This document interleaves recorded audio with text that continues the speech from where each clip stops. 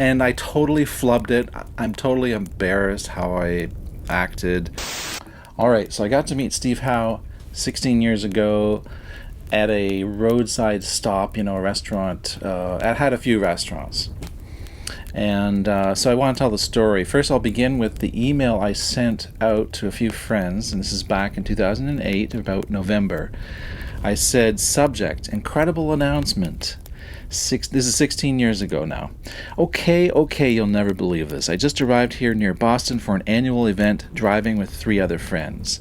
When we stopped around 2:30 p.m. at a restaurant/gas bar stop back in New York State, we ordered some food.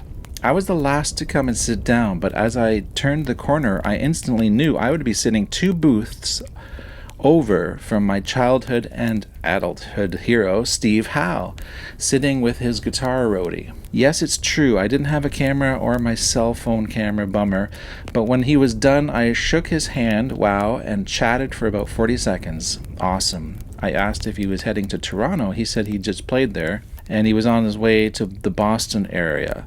Said I should come see the show, and I'm going to look it up. Anyways, as I was sitting there, I kept saying to myself, my life is now complete.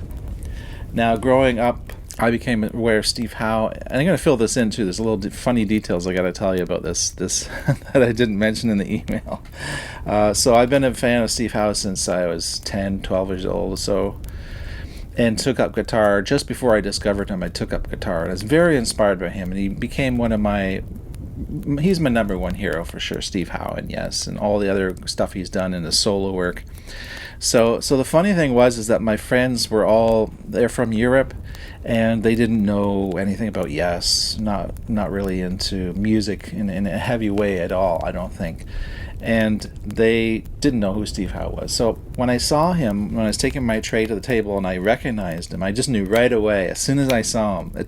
There was no time wasted. I just knew that was Steve Howe, but I didn't want to go bug him. So I was sitting there talking to my friends and giving them half my attention, constantly checking, because I wanted to talk to the roadie. I thought, I'll try to talk to the roadie first. So what happened was Steve Howe went up to the Tim Hortons window with his tray or something, and he went, and he's vegan or vegetarian, so I already knew, I bet you any money he's trying to get something more vegetarian for himself. So anyways, he's over there and talking to them, so I go over to the table and I say, hi. I said, that's Steve Howe, right? And the guy says, yeah, you want to meet him? And I said, I'd love to. And he said, yeah, well, I'll tell him after we're finished, and then he'll come over and say hi, which is perfect because I don't want to interrupt. So anyways, I saw him come back, and they're sitting and just chatting all the time, And finally, when they were just finishing up, they put their trays up, where the garbage can is, whatever. And Steve Howe is looking at me, and he's coming over, right? This is so funny. Anyways, these 3 friends, one was a guy and there's 2 girls, and they're lovely ladies, okay? They were attractive ladies. So Steve Howe, the first thing he does, he comes and says, hey, how you doing? Nice to see you. Like, who wouldn't, right? A couple of lovely ladies there, and he thought maybe we're all fans, and I was like, so I stand up, and this is where I'm so embarrassed, but it's so dumb. So I stand up and I go over to him and I kind of pull him aside and I say, they don't know who you are. So I'm steering him away from the table, like, what? To keep him to myself.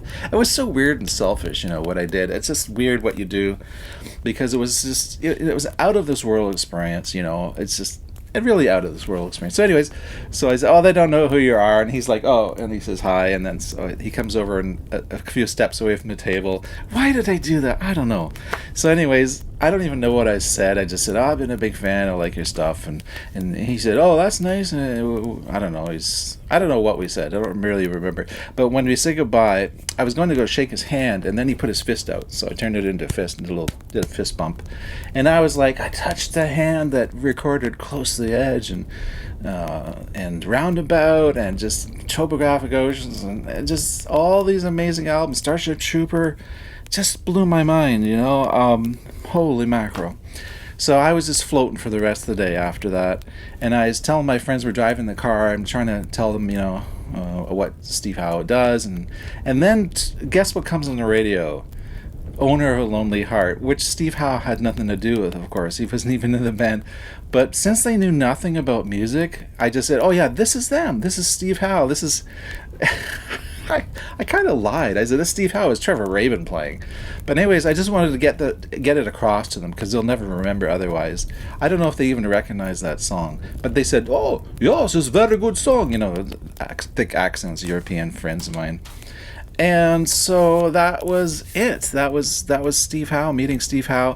And I totally flubbed it. I'm totally embarrassed how I acted. And here's a bonus. There's a little bonus. I'm going to tell you, back in 1991, I had a special culinary Olympics event in Toronto. I did Taste of Canada, it's called. And I won a bronze medal for a seafood platter I did. So that evening, Yes was playing in town. And I was so disappointed. I decided to stay at this awards dinner and go up and receive my reward and stuff.